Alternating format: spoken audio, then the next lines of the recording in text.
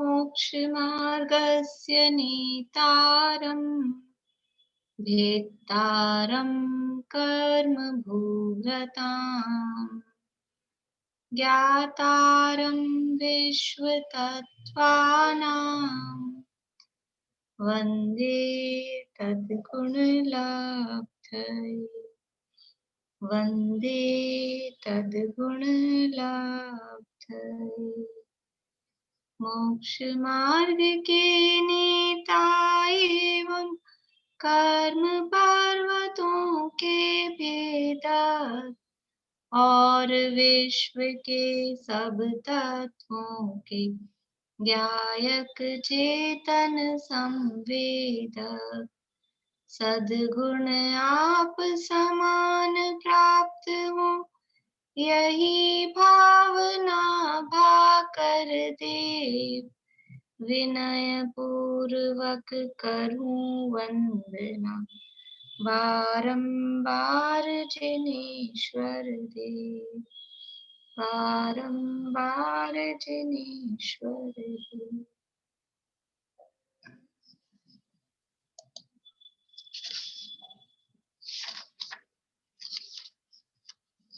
सूत्र बोलेंगे सभी 22 नंबर और 23 नंबर।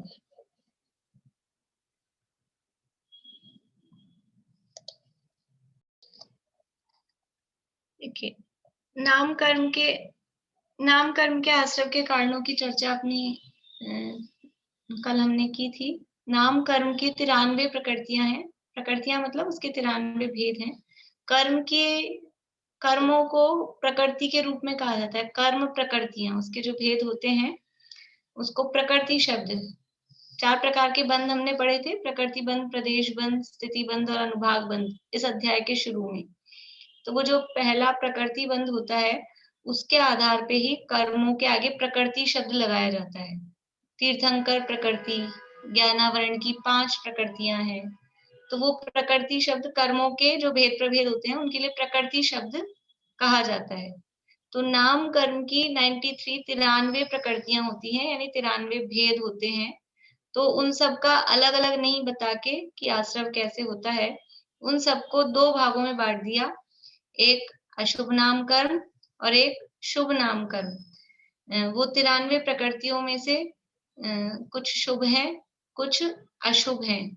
शुभ अर्थात जो हमको अच्छी लगती हैं, जिनके फल में हमको अच्छा लगता है, उदय में हमको अच्छा लगता है, दूसरों को अच्छा लगता है, ऐसी वो प्रकृतियां प्रशस्त या शुभ कही जाती हैं। और जिन्हें हम कहते हैं पाप का उदय है, अच्छा नहीं लगता है, वो प्रकृतियां अशुभ या अप्रशस्त कही जाती हैं।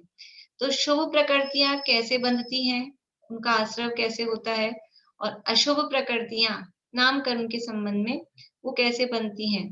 देखिए, वेदनीय कर्म में 2 भेद किए थे, एक असाता वेदनीय, एक साता वेदनीय। असाता वेदनीय है वो अप्रशस्त है, पाप रूप है, और साता वेदनीय है वो प्रशस्त है, शुभ पुण्य रूप है। ऐसे ही आयु कर्म में, आयु में चारों को अलग अलग बताया, लेकिन 4 आयु में नरक आयु है वो अशुभ रूप है, अप्रशस्त है, अप्रशस्त मतलब अशुभ है। और तिर्यंच, मनुष्य और देव, ये 3 आयु हैं, ये प्रशस्त कही जाती हैं, शुभ कही जाती हैं। तो ऐसा सभी कर्मों में ऐसा भेद है। आगे हम 8वें अध्याय में और डिटेल में पढ़ेंगे ये सारी चीजें।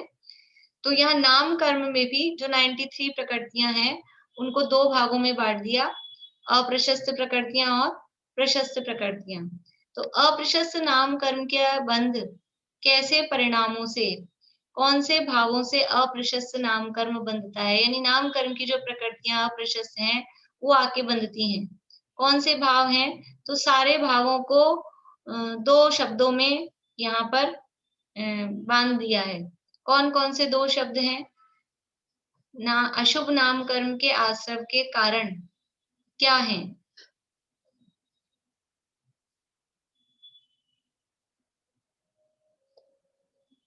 बोलिए मोनिका भाभी। भाभी, योग की वक्रता और विसंवाद। बढ़िया। योगों की वक्रता और विसंवाद की प्रवृत्ति, विसंवाद की नेचर, योगों की वक्रता का क्या अर्थ है? योगों की वक्रता का क्या अर्थ है पारुल? मन वचन काय की कुटिलता। हाँ, मन वचन काय की कुटिलता, उनमें एक रूपता नहीं होना, यानी मायाचारी के जो परिणाम चलते रहते हैं वो योगों की वक्रता है। और विसंवाद, विसंवाद किसे कहते हैं? सुधा जी। लड़ने झगड़ने की प्रवृत्ति होना विसंवाद है। लड़ने झगड़ने की प्रवृत्ति होना। और हमने एक अर्थ और दूसरा किया था, बोलिए अनुज। मैम यही बता रही थी, लड़ाई झगड़े की वो। चलिए प्रेमलता जी। विकथा भी बताया था।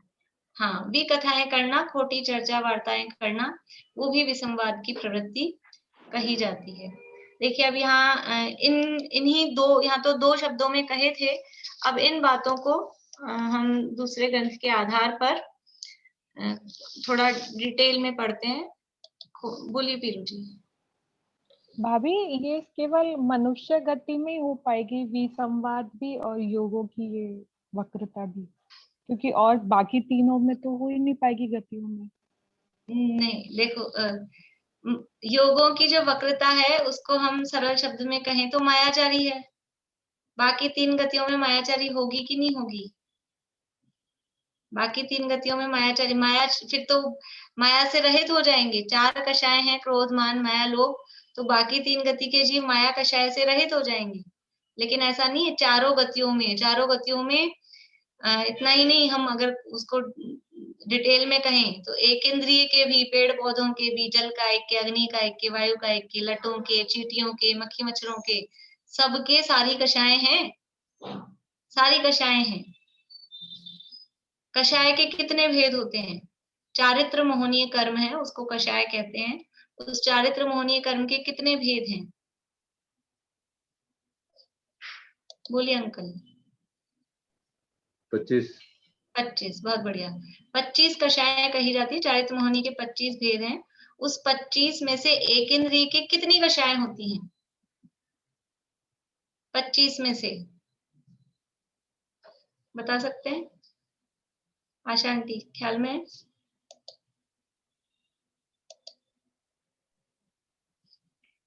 कषाय तो सभी होंगे, उसकी थोड़ी थोड़ी मात्रा में वो व्यक्त नहीं हो पाती है। ठीक है। अनीता आंटी कितनी होंगी एक इंद्रिय के?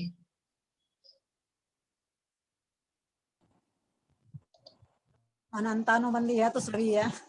25 में से कितनी है ये पूछ रही हूँ। देखिए सामान्य रूप से सभी कषाय हैं, लेकिन 25 में से हम देखें तो उनमें 3 वेद हैं। 25 में अनंतानुबंधी की 4, अप्रत्याख्यान की 4, प्रत्याख्यान की 4, संजुलन की 4, ये तो 16। और 9 कषाएं, ये 25 कषाएं होती हैं। कुछ लोगों को पता ही नहीं चल रहा होगा 25 कौन सी हैं, हो सकता है याद नहीं हो तो अनंतानुबंधी, अप्रत्याख्यानावरण, प्रत्याख्यानावरण और संजुलन, ये 4 नाम तो याद हो गए ना सबको?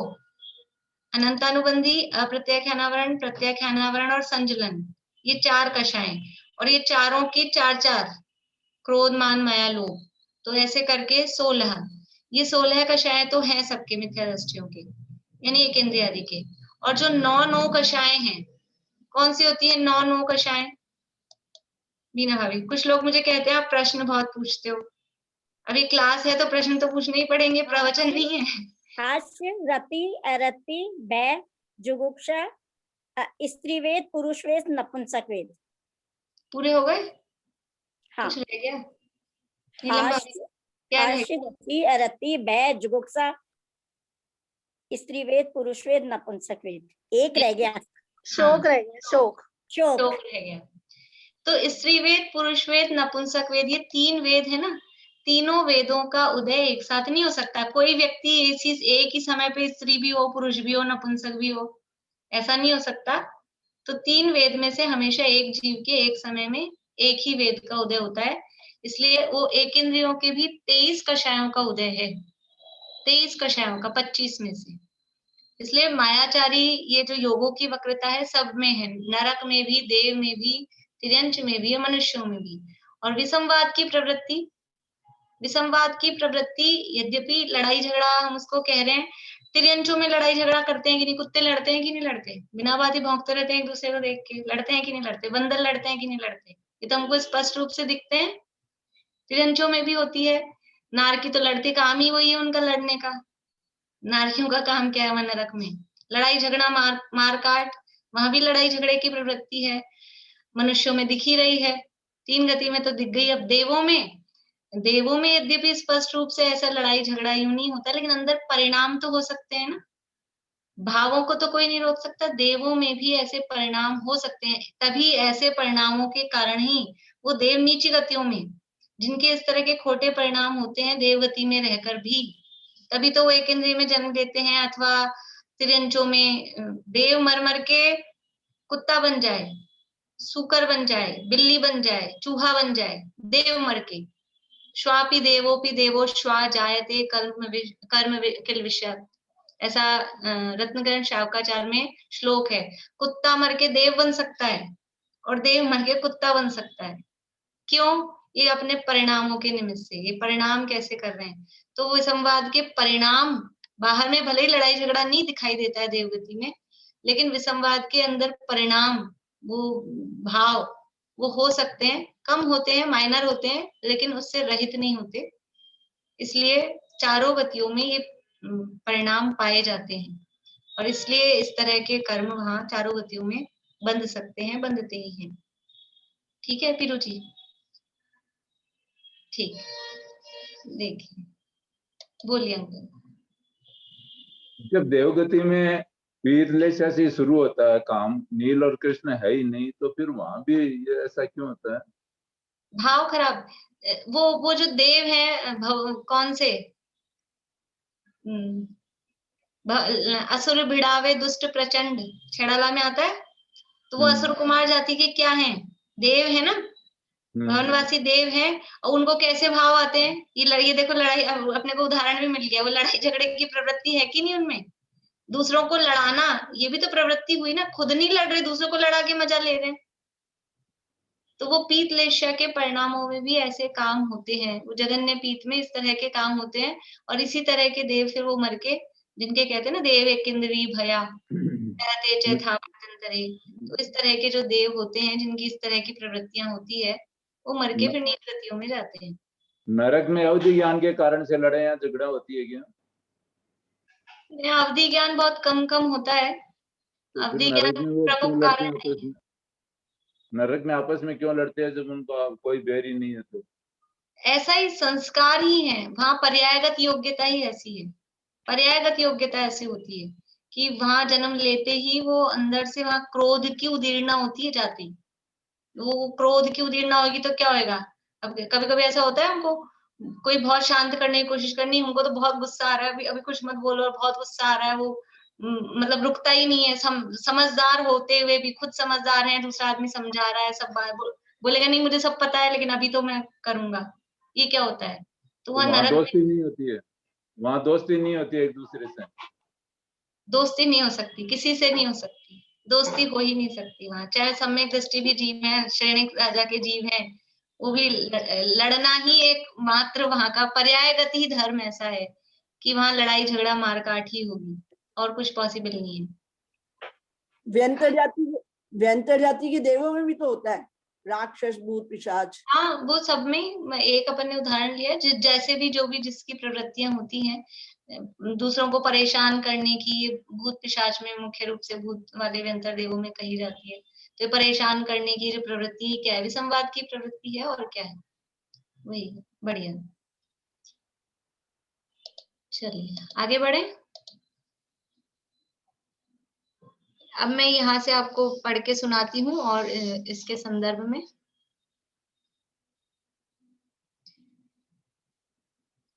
कोई व्यक्ति, दूसरी किताब है, अपनी वाली बुक नहीं है, इसलिए आप लोग केवल सुने, दूसरी पुस्तक में से पढ़ के सुना रही हूँ। कोई व्यक्ति अपनी इच्छानुसार स्वर्ग मोक्ष के उपायभूत क्रियाओं में प्रवृत्ति कर रहा है, उसे भ्रमित करना। कल जो ये शब्द आए थे ना, इसमें धार्मिक व्यक्तियों के प्रति नहीं, ये तो इसके संबंध में थे, शुभ नाम कर्म के संबंध में। तो इससे उल्टे अशुभ, ये अशुभ नाम कर्म की चर्चा अपन कर रहे हैं। तो कोई व्यक्ति धार्मिक काम कर रहा है, उसको उस धर्म में से हटाना कि तुम ये क्या कर रहे हो, इसमें क्या क्या तुम ये व्रत उपवास में लगे रहते हो, मंदिर जाते हो इतने समय, अभी तो जमाना आदमी चांद पे पहुंच रहा है, तुम ये दकियानुसी, ऐसा कहते हैं, दकियानुसी बातों में लगे हुए हो, मंदिर जाना, पूजा पाठ करना। तो कोई व्यक्ति धार्मिक क्रियाएं कर रहा है, स्वर्ग मोक्ष के उपायभूत क्रियाओं में प्रवृत्ति कर रहा है, उसे भ्रमित करना किसमें क्या रखा है और ये क्या करते हो, खाओ पियो ऐश करो, पिक्चर देखो, टीवी देखो, गाने सुनो, ऐश करो, उसमें क्या है, एक दिन मर जाएंगे सब यहीं कहीं रह जाएगा, भोग भोगो। इस तरह की बातें कह के यदि कोई धार्मिक क्रियाएं कर रहा है तो उसको भ्रमित करना, ये किसका कारण है, ये अशुभ नाम कर्म के आश्रव का कारण है। अशुभ मतलब सरल शब्दों में कहो पाप, अशुभ नाम कर्म का मतलब है पाप बंध का कारण है, पाप बनता है। और उससे नाम कर्म का है तो इससे होगा क्या, टेढ़ा मेढ़ा शरीर मिलेगा, विकृत शरीर मिलेगा, काला कलूटा शरीर मिलेगा, दुर्गंधित शरीर मिलेगा। ऐसे ऐसे कहानियां पढ़ी होंगी आप लोगों ने, ये सुगंध दशमी वगैरह ये कहानियां आती हैं जिसमें कि वो उसने मुनिराज की निंदा की, मुनिराज को उपसर्ग किया, फिर वो मर के वो क्या हो गई, उसके शरीर से दुर्गंध आती थी, कोई उसके पास नहीं रह सकता था, इस तरह की कहानियां आती हैं। तो ये सब क्या है कि धर्म के धार्मिक कार्यों के से विमुख किसी को किया, धर्म की निंदा करी, किसी के धार्मिक कार्य में ये क्यों करते हैं इतना धर्म, इस तरह की यदि बातें करी, उससे ये अशुभ नाम कर्म का आश्रव होता है। ये तो अभी केवल नाम कर्म की बात चल रही है, उसके साथ में और भी जो कर्म बंधेंगे, क्योंकि नाम कर्म अकेला तो बनता नहीं है, 7 कर्म कम से कम एक साथ बंधेंगे, तो और भी जो सारे बंधेंगे वो सब भी कौन से बंधेंगे, वो सब भी पाप रूपी बंधेंगे। पाप है वो पाप को खींचता है, पुण्य है वो पुण्य को खींचता है। सब अपने अपने फ्रेंड्स को बुलाते हैं, हमें कोई अच्छी चीज मिल जाए तो किसको अपन शेयर करते हैं, खाने पीने की, पहनने ओढ़ने की, या ऐसा धार्मिक समझ लो काम हो, किसको हम मैसेज फॉरवर्ड करते हैं, किसको शेयर करते हैं, जो अपने फ्रेंड्स होते हैं, जो जिनको हम चाहते हैं। तो वो पुण्य कर्म पुण्य को चाहता है, पाप कर्म पाप को चाहता है। तो यदि एक ये पाप की प्रवृत्ति हो रही है तो बाकी सब भी उसके दोस्त आएंगे, सारे के सारे पाप रूप आएंगे, ऐसा है।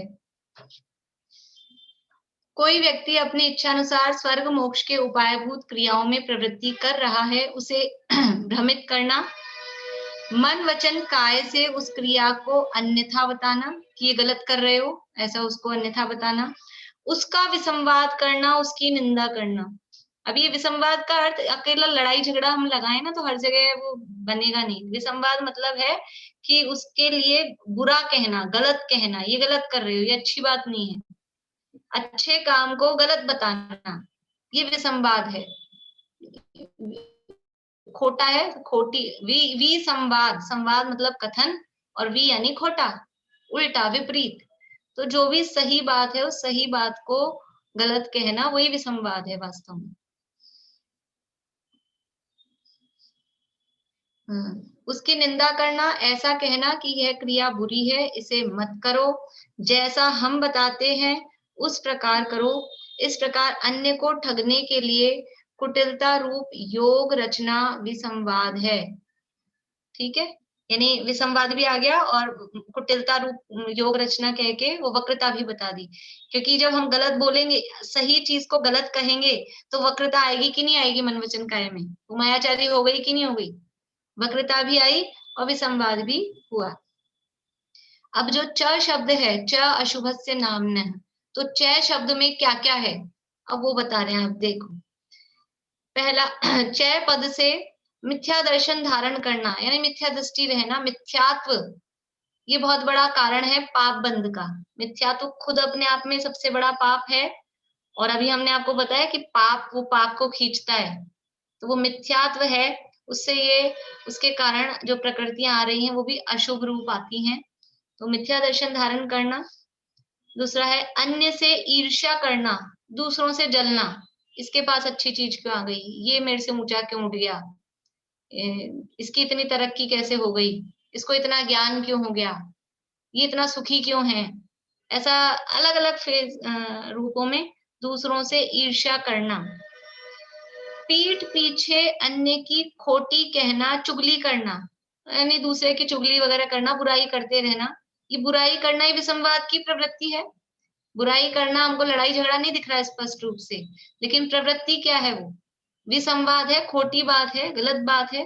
दूसरे अभी आगे और आएगा, नीच गोत्र के आश्रम के कारण हूँ, इसलिए किसी की चुगली करना, उसकी चुगली कर देते हैं आपस में, बच्चों में चलती है इस तरह की बात, इसकी शिकायत उसको कर दी, उसकी शिकायत इसको कर दी, ये चुगली करना या उसकी निंदा करना। अपना चित्त चंचल होना, चित्त चंचल होना मतलब वही मन की स्थिरता नहीं है, मन में कुछ डिसीजन नहीं है, इसलिए वो मन वचन काय विकृत रहते हैं। खुद का ही मन ऐसा होता है, ये करूंगी ये करूं, यहाँ जाऊंगी यहाँ जाऊं, जाऊं कि नहीं जाऊं, ऐसा मन अस्थिर रहे तो चित्त की चंचलता है, डिसीजन नहीं है, स्थिरता नहीं है, वो भी अशुभ नाम कर्म के आश्रम का कारण है। तराजू बाट आदि को हीनादिक रखना, या व्यापार धंधा कर रहे हैं तो समझ लो सोने चांदी की दुकान होती है तो वहां वो लेते भी हैं और बेचते भी हैं। किसी के हो तो ऐसे नहीं लेना, उदाहरण है, ऐसी दुकान चाहिए हमको जो वो खरीदते भी हों बेचते भी हों ऐसा। तो सोने चांदी की दुकानों पे हम जाके अपना सोना पुराना बेचते भी हैं और नया खरीदते भी हैं। तो जब वो अपने से खरीद रहे हैं तो उसके तराजू बाट अलग, और अपने को बेच रहे हैं तो उसके तराजू बाट अलग, यानी उसमें वेट में कुछ हीनादिकता करना, ये क्या है? मायाचारी हो गई ना, ये मन वचन काय की वक्रता हो गई, योगों की वक्रता। तो इस तरह से तराजू बाट आदि को हीनादिक रखना। रत्न सोना चांदी आदि मूल्यवान वस्तु में अल्प मूल्य वाली वस्तु मिलाकर बेचना। यहाँ रत्न सोना चांदी शब्द लिखे हैं, लेकिन कोई भी चीजें हैं, अनाज है, धान्य है, कुछ भी मिलावट करना, दूध में पानी मिला देना, अनाज में कंकर, या बढ़िया क्वालिटी वाला जो महंगा वाला अनाज है उसमें थोड़ा बहुत हल्का वाला मिक्स कर दिया, सोना चांदी आदि में मिलावट अधिक कर दी, इस तरह से मिला। ये सब क्या है? मायाचारी के ही तो रूप है, क्योंकि हम बता रहे हैं कुछ और यानी कह रहे हैं कुछ और एक्चुअल में है कुछ। हम कह रहे हैं कि ये 100 रुपए वाली चीज है और हमने उसमें मिक्स कर रखी है 50 रुपए वाली भी, तो ये मायाचारी हो गई, ये वक्रता है।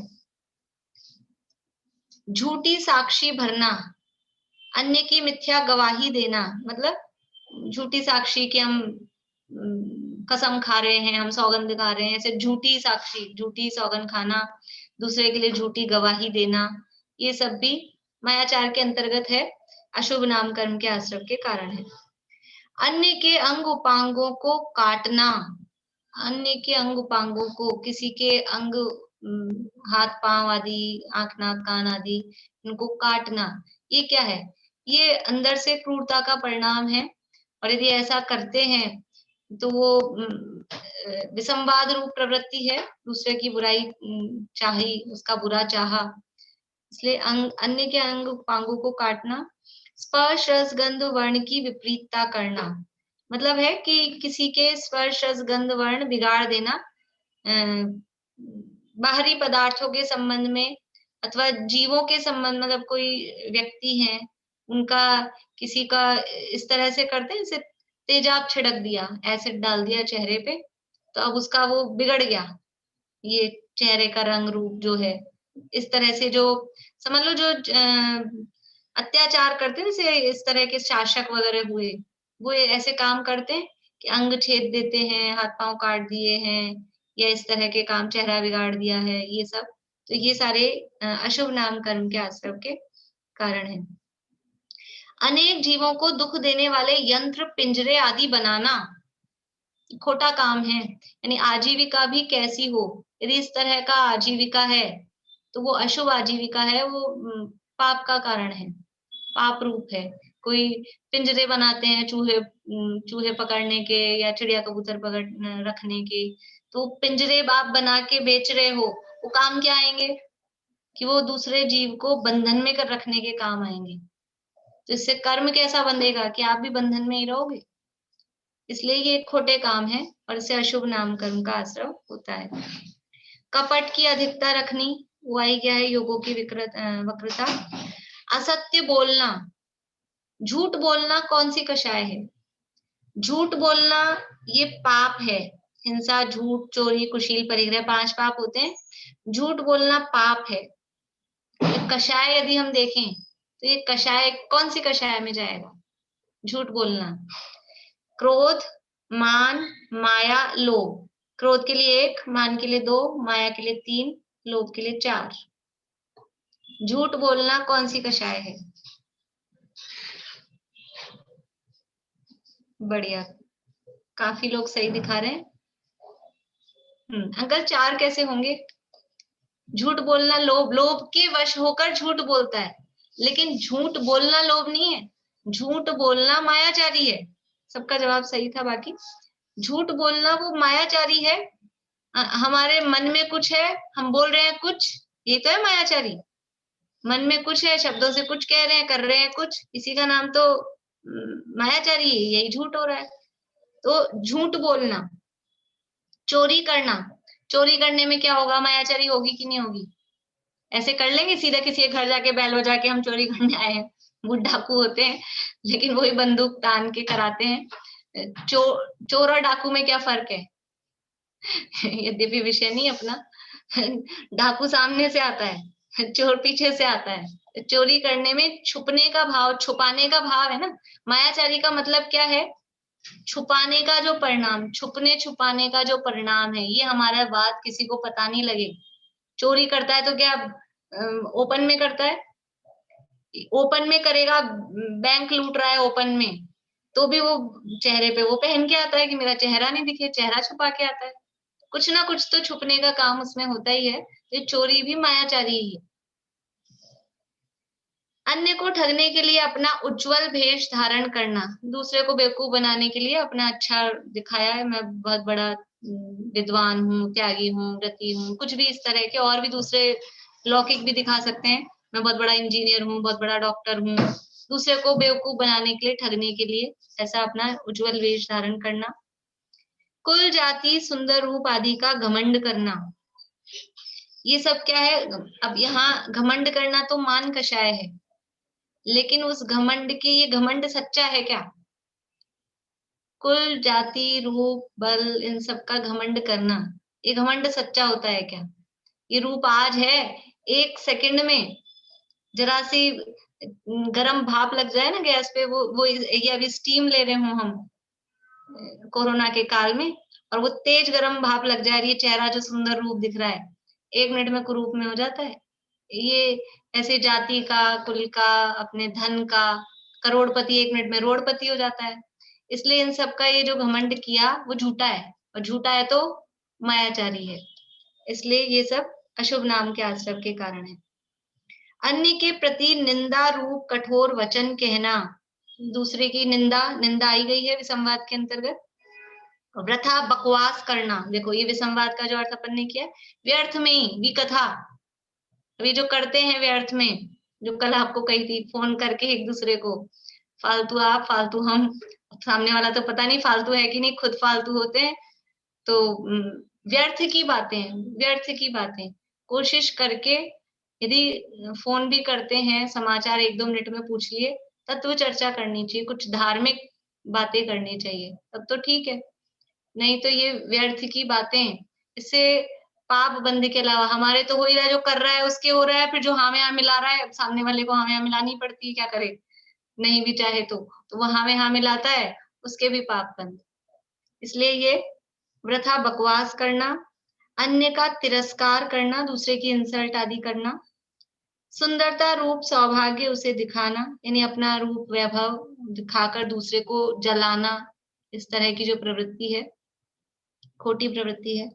अन्य को कौतुक उत्पन्न कराना, यानी दूसरे को कौतूहल हो, ऐसा कहते हैं, कुछ छुप छुप के काम करना, इसको, और फिर दूसरे के सामने काना फूसी करना। अब उसको लगेगा ही कि भी क्या कह रहे हैं, क्या कह रहे हैं, इधर क्या है, कुछ छुपा दिया अपन ने, और फिर बार बार में पीछे जा जाके कुछ कर रहे हैं। तो छुपी हुई चीज में यदि पर्दा लगा दो कहीं और लिख दो इसके पीछे कोई ना जाए, कोई ना देखे, अब भले कुछ नहीं हो, खाली हो, लेकिन एक वो कौतूहल जग जाता है कि है क्या, है क्या, है क्या। तो ऐसा दूसरे को इस तरह का कौतूहल उत्पन्न कराना मायाचारी है ना। ये छुपाना, छुपाया, कौतूहल कब उत्पन्न होगा कि छुपाया हमने कुछ, छुपाने का भाव, वो मायाचारी का परिणाम है। अति वाचालता के वचन कहना, मतलब वाचालता मतलब बहुत ज्यादा बातें करना। बहुत ज्यादा बातें करने वाला अच्छा नहीं माना जाता दुनिया में भी। कम बोलना, हित मित और प्रिय, तो हितकारी वचन बोलने चाहिए। मित, मित यानी कम बोलना चाहिए, और प्रिय बोलना चाहिए। तो बहुत ज्यादा बोलने की प्रवृत्ति वो अच्छी नहीं है। अन्य को वश में करने के लिए अपनी कला चतुराई दिखाना, दूसरे को, दूसरा हमारी बात माने, ये हमारे अधीन हो जाए, तो अपनी कला, अपनी स्टाइल दिखाना, ऐसे कहते हैं स्टाइल दिखा रहा है, इस तरह की बात, अपनी कोई कला चतुराई दिखाना। हास्य रूप काम चेष्टा करना, मैथुन सेवन के वचन कहना, सुंदर वस्त्राभरण पहनने में अनुराग करना। ये सारे जो भी हैं हम देखेंगे तो योगों की वक्रता से और विसंवाद से जुड़ेंगे। डायरेक्टली नहीं भी जुड़ते हो तो ये गलत काम है, इस तरह से हम समझे। जो भी गलत काम है, अच्छी बात नहीं है। अब दूसरे का जिससे अहित होता हो, अपना तो हो ही रहा है, पर दूसरे का भी जिससे अहित होता हो, वो अच्छी बात नहीं है। वो सब अशुभ नाम कर्म के आश्रय के कारण है।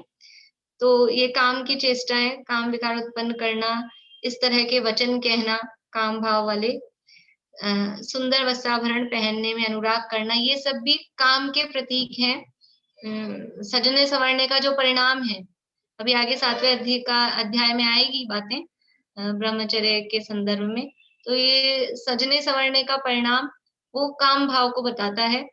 ये सुंदर वस्त्राभरण पहनने में अनुराग करना, क्रोध के वश हो धृष्टता पूर्ण वचन कहना, क्रोध के कारण यानी गुस्से में धृष्टता पूर्ण, धृष्टता समझते दुष्टता समझ लो, दुष्ट वचन कहना, गुस्से में आके पता नहीं कैसे कैसे शब्द। ये क्रोध, एक बच्चों की पोयम चलती है, क्रोध बड़ा शैतान है, खाता सारा ज्ञान है। अब गुस्से में कुछ समझ नहीं आता क्या बोल रहे हैं क्या नहीं बोल रहे हैं, इसलिए वो क्रोध के वश होकर और ऐसे दुष्ट दुष्ट वचन बोलना, कुछ भी, ये भी संवाद की प्रवृत्ति हुई। इस तरह के शब्द कहे, अशुभ नाम के आश्रय के कारण है। पर का हास्य करना यानी दूसरे की हंसी उड़ाना, जिन मंदिर के उपकरण रूप चवर, छत्र, चंदोवा, कलश, थाल, रकेपी आदि अनेक वस्तुओं की पूजन सामग्री की चोरी करना। अभी देखो चोरी करना ऊपर कह दिया था, अब इसको और अलग से बताया कि एक तो साधारण बाहर में दुनिया में दूसरी चोरी वो, और एक अब मंदिर के उपकरण आदि की, मंदिर की सामग्री की चोरी, ये और बड़ा पाप। बाहर में चोरी की वो तो पाप है ही है, लेकिन उससे भी बड़ा पाप धर्म क्षेत्र में आकर यदि चोरी का भाव या चोरी की तो वो और अधिक बड़ा पाप होता है। ईंट चूना कलई को पकाना, इसमें क्या दिक्कत है? ईंट कैसे बनती है मालूम है आप लोगों को? ईंटों के भट्टे होते हैं, तो कभी कहीं बाहर सफर में जाते हैं तो कहीं कहीं दिखते हैं ऐसे। तो ईंट बनती है, चूना कलई, ये सब, इनमें बहुत हिंसा होती है। वो दिखते ही उसके भट्टे होते हैं, खूब आग निकलती है। तो ईंट जो पक के बनती है उसमें हिंसा बहुत होती है। तो ये हिंसा का काम, बहुत हिंसा का काम, ये कलई चूना आदि जो है इनमें हिंसा बहुत होती है। तो इनको पकाना, पकाने में वो हिंसा, बहुत अग्नि उसमें लगती है। अपना धन देकर अन्य से ईंट पकाने के धंधे कराना, ये ईंट अपना धन देके, हमने तो पैसा लगाया है, हम नहीं कर रहे दूसरे से करा रहे हैं, तो दूसरे से कराना। बोलिए। कलई जो पीतल के बर्तनों में होती है वही है क्या? नहीं वो नहीं, कलई इसको कहते हैं, ये अपन सफेदी वगैरह को इसको कलई कहते हैं। जो कली नहीं बोलते, कली शब्द बोलते हैं अपन। व्हाइट कलर की होती है वो। हाँ वो पूरा, अभी तो आजकल सब बदल गया, पहले वो कली भिगोते थे के लिए वो काम आती है, वो वाली कली।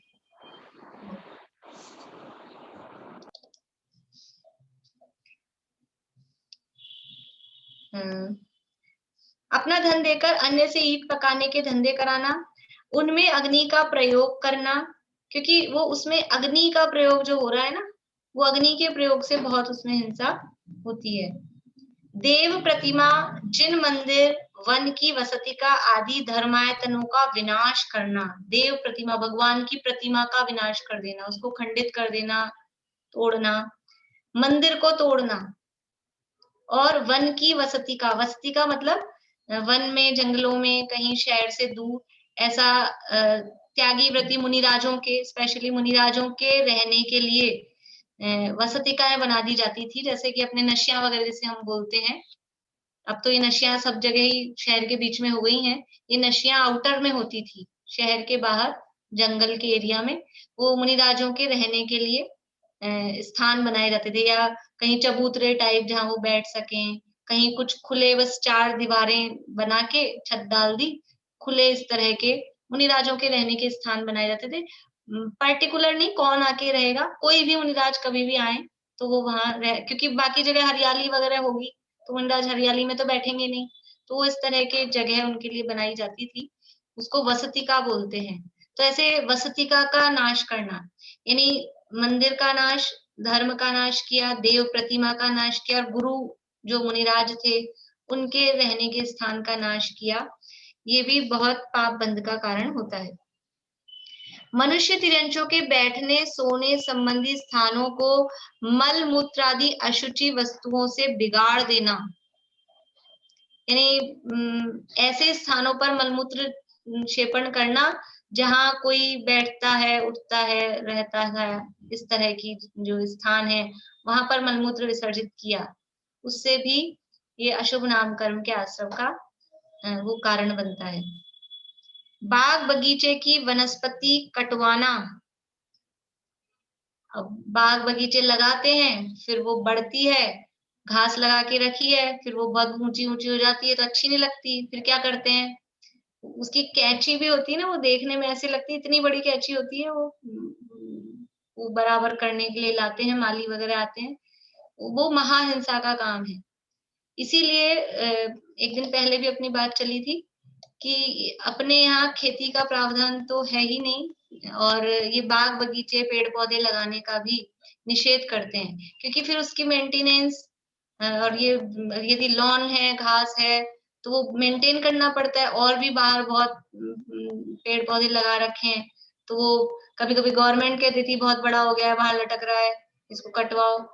दिवाली के दिनों में इधर हमारे यूनिवर्सिटी रोड पे बहुत सारे पेड़ों को ऐसे काट जाते हैं, इनकी टहनियां वहनियां, जैसे ऐसा लगता है दिवाली की सफाई हो रही कि पेड़ों की सफाई भी कर रहे हैं साथ में। तो वो ऐसा खुद काटना अथवा कटवाना, ये महाहिंसा के काम है।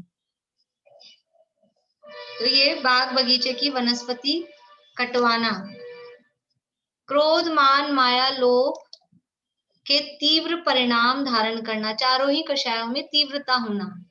ये कषायों में तीव्रता होगी तो वो है ही, क्रोध की भी है तो विसंवाद है, माया की है, ये सभी कषायों में तीव्रता का परिणाम होना। पाप कर्म की आजीविका करना, ये बात ऊपर भी बता दी है, अलग अलग कह के भी बताई, और अब फिर से एक बार और बता रहे हैं कि ऐसी आजीविका करना जिसमें पाप होता हो। मद्य की आजीविका, मद्य मतलब शराब की, मांस की, इस तरह की, शिकार आदि की, इस तरह की आजीविका, व्यापार धंधा, वो सब बहुत पाप के काम होते हैं, अशुभ नाम कर्म के आश्रय के कारण होते हैं। इत्यादि रूप पाप खोटे परिणामों से, इत्यादि पाप रूप खोटे परिणामों से अशुभ नाम कर्म का आश्रय होता है। ये अशुभ नाम कर्म के आश्रय के लिए इतनी सारी बातें, यद्यपि उन 2 शब्दों में सब आ गई थी, लेकिन अगर इतना खोल के नहीं पढ़ते तो पता नहीं हम इन सबको अलग अलग समझ पाते या नहीं, इसलिए इतना खुलासा करके ये दूसरा टीका ग्रंथ है, उसमें इतनी सारी बातें, च शब्द में क्या क्या है, और अभी भी इत्यादि लगाया है, आदि, और जो कुछ भी होता हो इसके अलावा जिन भी जो भी गलत काम है उन सबको इसमें समझ लेना चाहिए। बोलिए दीपिका जी। लेकिन जैसे जो है अब गार्डन या जो भी है घर में पौधे लगे हैं, तो अब उस केस में क्या करें, उनको छोड़ दें, कटवाते हैं तो वो पाप का आश्रय तो मन नहीं करता, अब वो उसी स्थिति में हमें करना क्या चाहिए? वो ऐसी स्थिति है, मैं जो कहूंगी तो वो आपका बंद बनेगा, तो इसलिए आप कहे नहीं, लेकिन स्थिति ये मतलब हमारी पोजीशन ये हो जाती है समझने के बाद, अब ना तो वो माली को बुलाया जाता, और वो जो बढ़ रहे हैं अब वो मतलब घर में अजीब से लगते हैं, लेकिन अब करें क्या, समझ नहीं आता। छोड़ दे, पानी देना बंद कर दे तो वो हो जाता है।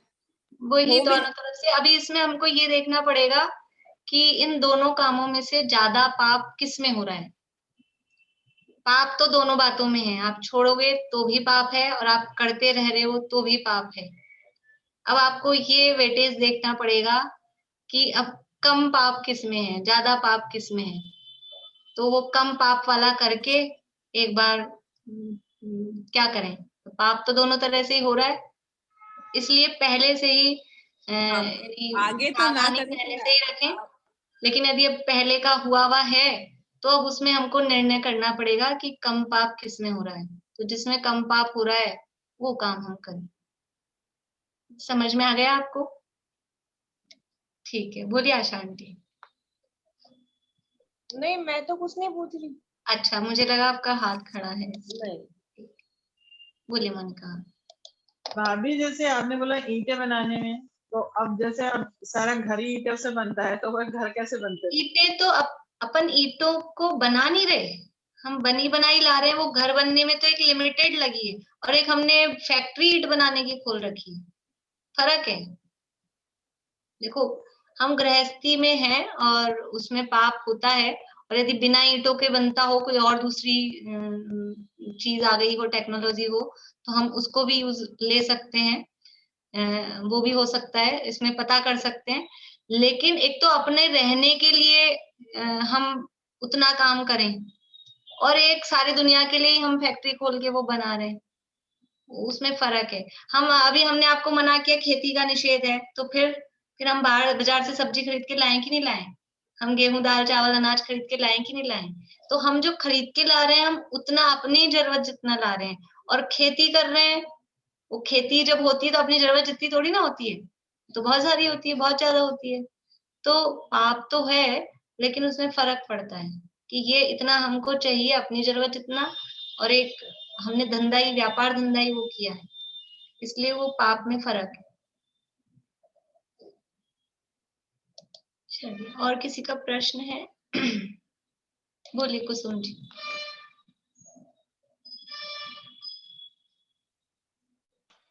मैडम, ये है ना दीदी, जो है ना घास की पत्तियां, पेड़ पौधे पत्तियां सूख जाती हैं और उनको काटे तो उनमें पाप लगता है? सूखती है, अब तो सूखने के बाद अपने आप ही गिर जाती है पीली पड़ के, तो फिर आपको काटने की जरूरत ही नहीं पड़ेगी। हाँ, तो काटने और अगर आपको काटने की जरूरत पड़ रही है, इसका मतलब वो उससे अटैच है, तो फिर आप काट रहे हो तो पाप तो लगेगा ही। पाप तो लगेगा। अच्छा, ठीक है। चलिए, बोलिए चमेली आंटी। ये 25 कसाई में से फिर आपने कितनी बताई थी, कितनी होगी?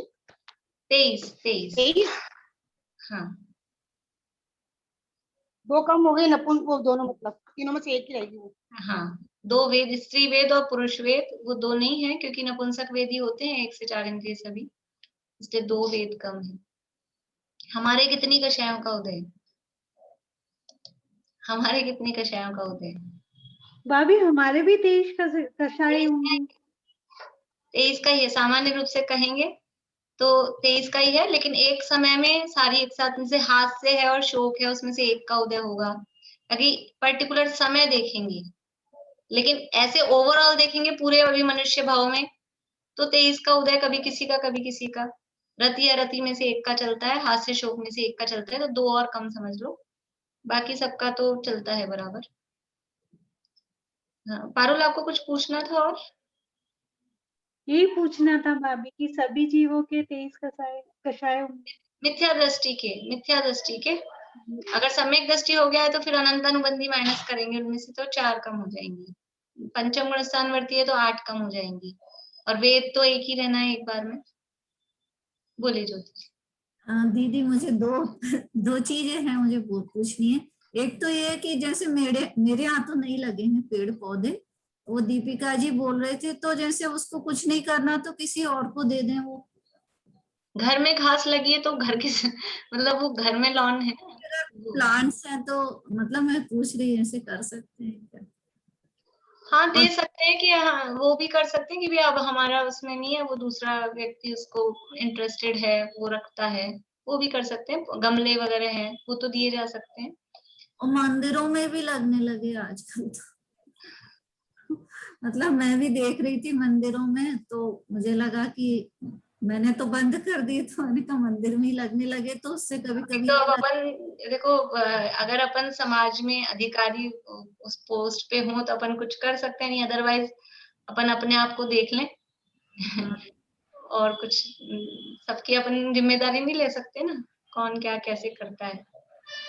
दीदी आजकल वो जैसे दाल चने वगैरह खरीदो, कितना देख के खरीद रहे हैं, फिर भी उनमें जीव आ रहे हैं।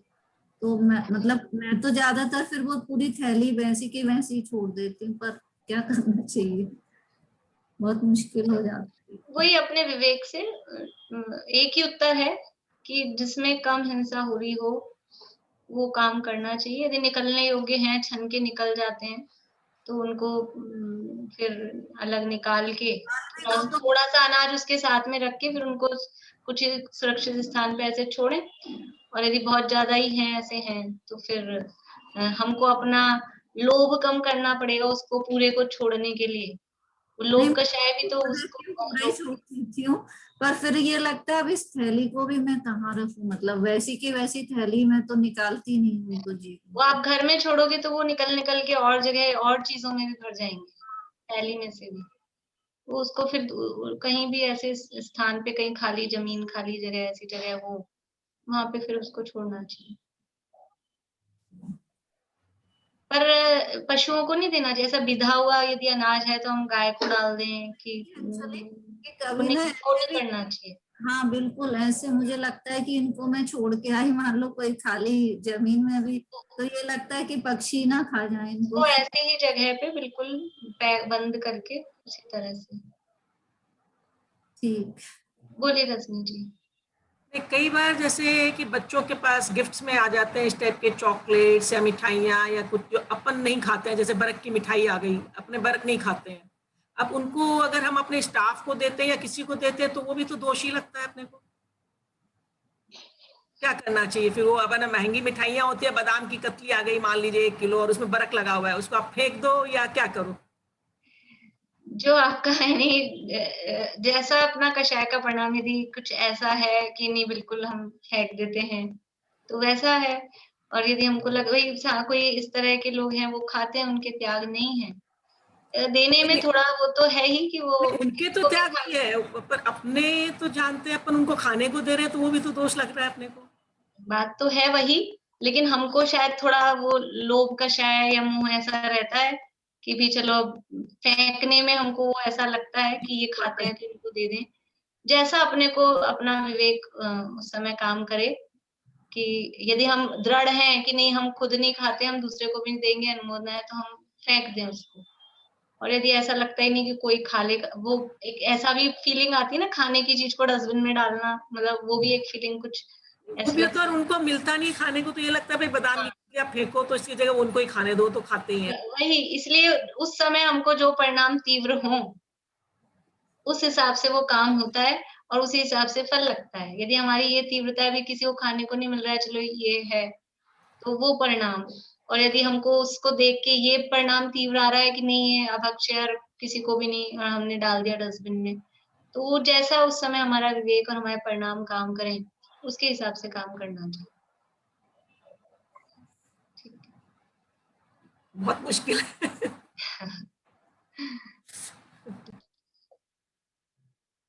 चलिए, और किसी का प्रश्न हो गई? अपना समय भी हो गया है, जिनवाणी स्तुति करते हैं। ये अपना अध्याय पूरा होने वाला है, लेकिन दिखने में पूरा होने वाला है, लेकिन कल से हम चर्चा करेंगे। तीर्थंकर नामकरण की चर्चा यद्यपि हो गई है, लेकिन उसमें तीर्थंकर नामकर्म एक स्पेशल कर्म है और बाकी तो सामान्य है, पाप प्रकृतियां रहती हैं, लेकिन ये सर्वोत्कृष्ट पुण्य प्रकृति है तीर्थंकर प्रकृति। उसका आश्रव कैसे होता है? एक तो सामान्य बता दिया शुभ नाम कर्म के आश्रव का कि योगों की सरलता और भी संवाद नहीं करना, लेकिन तीर्थंकर प्रकृति वो विशिष्ट पुण्य प्रकृति है, दुनिया में उससे ऊंची कोई पुण्य प्रकृति नहीं है, कोई पुण्य नहीं है। तो उसका आश्रय किन कारणों से, किन परिणामों से होता है, उसके लिए सूत्र अलग दिया है आचार्य देव ने, और उसकी चर्चा हम करेंगे। यद्यपि भी 16 कारण आने में लगभग 1 महीना बाकी है, सावन का महीना पूरा है, लेकिन हम अभी पहले ही पढ़ लेंगे ताकि जब 16 कारण आए तो हमको उसका स्वरूप ख्याल में रहे, क्योंकि अभी 1 महीना तो हम बीच में रुक नहीं सकते। तो कल से हम 16 कारण की चर्चा करेंगे, रत्नगंज शावकाचार्य के आधार पे भी करेंगे। आप लोगों को जिज्ञासा हो पहले से भी पढ़ के भी आ सकते हैं, साथ में भी रख सकते हैं। थोड़ी हम चर्चा करेंगे, अभी थोड़े दिन पहले द्रव्य संग्रह में भी की थी, लेकिन अभी यहाँ भी अपन करेंगे, सब लोग उसमें नहीं सुनते हैं। कल से वो चर्चा करेंगे। और लोग भी अगर कोई सुनना चाहते हो, ये सरल बातें हैं और 16 कारण की चर्चा है, तो आप बता सकते हैं, कल से चालू हो जाएगी। बोलिए आशा आंटी। हाँ, जब ये सब इतनी चीजें उनमें से हम 90% तो कर ही नहीं पाते और उनकी वजह से बहुत आकुलता और बहुत दुख टाइप पैदा होता है। अब फिर उसकी शांति के लिए क्या करें? अब पॉसिबल तो हो नहीं पाता, बहुत 90% चीजें पॉसिबल नहीं हो पाती। देखिए, आकुलता करने की तो जरूरत नहीं, मन में खेद होना चाहिए। बहुत खेद होता है और दुखी परिणाम हो जाते हैं कि अपनी मतलब मनुष्य की जिंदगी में कितना बड़ा गड़बड़ हो गया। तो फिर अब कैसे करें? अब उसको कर पाते नहीं है। उस खेद को देखकर हमको ये विचार करना चाहिए कि अब मुझे ऐसे भाव धारण नहीं करने पड़े। हम ऐसा कुछ करें कि अब ये मनुष्य अवस्था में आते हैं, ये घर गृहस्थी में रहते हैं, ये सारे काम करने पड़ते हैं, तो हे प्रभु हो मेरी ऐसी दशा जैसी तुम धारी है। हम भी ये संसार से छूट के भगवान बने, ये इन चक्करों में नहीं पड़ना पड़े। ऐसा वैराग्य आना चाहिए, आकुलता नहीं होना चाहिए, वो दुख को वैराग्य में बदलना चाहिए। क्योंकि दुख शोक तापा क्रंदन वो तो असाता वेदनी के आश्रम का कारण है।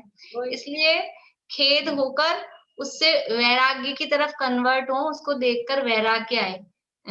जीवों मतलब किस तरह की स्थितियां घर गृहस्थी में रोज ये यानी वैराग्य, कहीं कभी तो ऐसा कह सकते हैं कि बारूद का ढेर है, लड़ाई झगड़ा तुरंत हो जाए, कुछ बोलो, और ऐसा भी कह सकते हैं कि ये घर गृहस्थी है, ये वैराग्य के पग पग पर निमित्त हैं। जरा जरा सी बातें भी वैराग्य उत्पन्न करा सकती हैं। लड़ाई झगड़े की बात भी वैराग्य हो गया ना बाहुबली भगवान को। आप आलोचना पाठ पढ़ते हो तो ही लगता है कि सब कुछ छोड़ दें, फिर कैसे करें? लेकिन वही बात वो इसीलिए गृहस्थी छोड़ने की भावना की हम इसीलिए मुनिराज ने गृहस्थी छोड़ी। वो संपूर्ण आरंभ और परिग्रह का त्याग गृहस्थी में नहीं हो सकता। आरंभ मतलब पाप का त्याग, गृहस्थी में रह के संपूर्ण पाप का त्याग नहीं हो सकता। इसलिए ही तो मुनिराज मुनि बनते हैं कि वो संपूर्ण आरंभ परिग्रह का त्याग करते हैं। तो हम भावना भाएं मुनि बनने की, गृहस्थी छोड़ने की और संसार को भी छोड़ने की। तो भावना भवनाशनी होती है, भावना भाएंगे तो छूटेगा भी। दुखी होने से कुछ मतलब नहीं है। वैराग्य की तरफ अपना डायरेक्शन, अपने जो चिंतन है उसको वैराग्य की तरफ ले जाएं। बोलिए शशि जी। यहाँ पे एक मंदिर में एक पुजारी जी थे और उनका एक हाथ नहीं था और वो एक हाथ से सेवा करते थे। और वहाँ एक मंदिर में वहाँ पूजा विधान चल रहा था, उसमें मांडले में साबुत मूंग और यहाँ पे अरहर की दाल में तेल लग के खाते हैं गुजराती लोग। वो तेल वाली दाल और साबुत मूंग, उसका मांडला बना हुआ था और विधान चल रहा था। तो ये गलत है ना? अंग भंग था वो श्री जी की सेवा में। एक ही मतलब प्रक्षाल भी करते थे, वो सारा ही काम करते थे श्री जी का। मतलब कोई जैसे सर्वे सर्वा टाइप थे। यहाँ पे भी जैसे किसी को नांगल करना है, कुछ भी करना है, तो वो उन्हीं को ही बुलाते थे। निषेध करते हैं अंग भंग वाले प्रक्षाल वगैरह में। वो जो भी जिन्होंने भी अपॉइंट किया हो, विशेष जानते हैं सब लोग। और मांडला जी में भी मूंग और वो तेल की दाल और वो सब बनाए थे। तो हमने कहा कि मंदिर में तो दालें आती नहीं और तेल की चीजें भी नहीं आती। तो बोले मुनि महाराज ने हमको बोला था। अब क्या करें, क्या कर सकते हैं, विवेक नहीं होता है ना, तो क्या कर सकते हैं, क्या करना। चलिए, अपना समय बहुत हो गया है, जिनवाणी स्तुति करते हैं।